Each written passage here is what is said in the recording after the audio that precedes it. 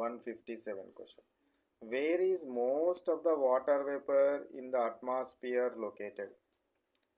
So అట్మాస్ఫియర్లో water vapour ఎక్కడ ఉన్నది, ఏ ప్రాంతంలో ఉన్నదంటే within about 6 kilometres of the earth surface మీద భూమి యొక్క పై పొరలో భూమి పై నుండి 6 కిలోమీటర్ల ఎత్తు వరకు విస్తరించబడి ఉన్నది. 6 కిలోమీటర్ల ఎత్తు వరకు మాత్రమే ఉంటుంది. భూమి ఉపరితలం మీద వాటర్ వేపర్ భూమి ఉపరితలం మీద దగ్గరగా అంటే భూమి ఉపరితలానికి 6 కిలోమీటర్ల ఎత్తు వరకు మనకు ఏముంటుంది, వాటర్ వేపర్ అనేది ఉంటుంది. 158 question. What are particulates in the atmosphere?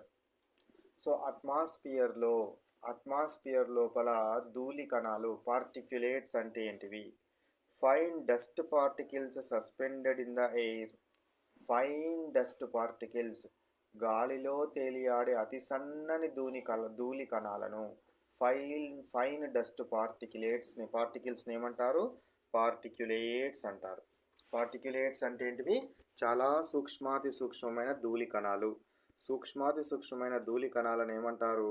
Particulates అని అనడం జరుగుతుంది. 159 question. Give one beneficial effect of atmospheric particulates. So ఈ అట్మాస్ఫియరిక్ పార్టిక్యులేట్స్ వలన ఉపయోగం ఏమి ఉన్నది? They cause colourful sunrises and sunsets.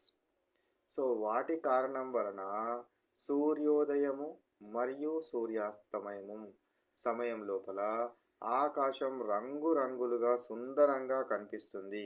ఈ డస్ట్ పార్టికల్స్ గుండా డిస్పర్షన్ జరగడం వలన మనకు సుందరంగా అగుపించడము జరుగుతుంది.